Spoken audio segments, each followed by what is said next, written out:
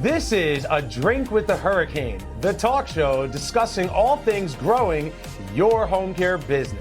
This case here, what I have to do for Sarah, I'm going to reach out to her other clients that she has at those hours on Monday, Wednesday, Thursday, because I said Tuesday, Friday, right? So Monday, Wednesday, Thursday, I'm going to reach out to them. You give them the first right of refusal. Ask them, hey, Sarah's Tuesday and Friday client discontinued. Do you want the extra hours with Sarah? If not, I might have to reassign her, and I'll do my best to get you someone else. But do you want the hours first before I go that route? And then let the patient decide.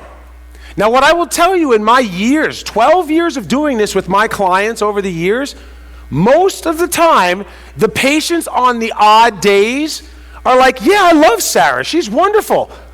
I'll bring her in on the extra hours. They pick up the extra hours. And then guess what happens? You don't have to readjust your schedule at all. Sarah already knows the patient because she's been working with them on other days of the week. She picks up the extra hours. Sarah doesn't lose any income, so Sarah doesn't look for another job. A couple of months later, another one of those clients that she has discontinues services. You give the first right of refusal to those other clients, and in this case, let's say they don't take it. Okay, referrals equals freedom. I have a 20-hour case. They said, we don't need the services. We don't want another caregiver. That's fine. I lose those two clients, but Sarah now picks up a 20-hour case in the afternoon. And so over the course of 6 months' time, because I've had many people do this, you'll go through your entire client census. They'll all get to that 20-hour minimum, and you won't lose a single client, maybe one. But you will untangle the web of mess that is our schedule right now, which takes 80% of your scheduler's time. This is efficiency. This is how recruitment and retention and everything goes hand in hand with it. All right? Any questions on that?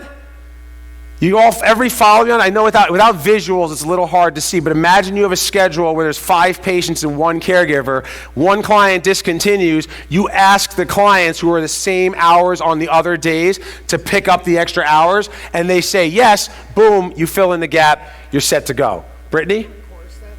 That course is in Momentum Lesson 6. Momentum Lesson 6 is where I teach you how to untangle the web with the graphics and everything there. I didn't have it in the slide here. I added this in there just because as we're talking here, I'm giving some extra stuff to everybody in the room to make sure we're set there. All right, and so now let's just talk about how much money does a caregiver generate. One caregiver generates approximately $14,000 a year. For the smaller agencies, under $9,000. For the larger agencies, you're at $20,000. I want everybody to write this down. How do you determine this? Here's your formula. How much money did we generate last year? So what was our total annual revenue last year?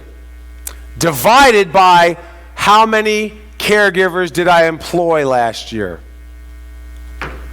Total revenue divided by the total number of caregivers employed, that gives you the revenue per caregiver. I show you this because look at how the masters are significantly higher than everybody else. This should be the minimum that we do, $20,000 per caregiver. That should be the minimum that we do, all right? Here's the real goal, $28,000 a caregiver. And I share this with you because that's what my average was when I had my company 14 years ago. So if I could average $28,000 14 years ago when the prices were like half of what they are today, I know that you can average $28,000 per caregiver today because the prices are double. So it takes less hours to be able to accumulate that. And I have a lot of my clients doing that. $28,000 should be your goal that you're doing. And many people are doing more than that. I will say, you might be doing $40,000 per caregiver that they generate.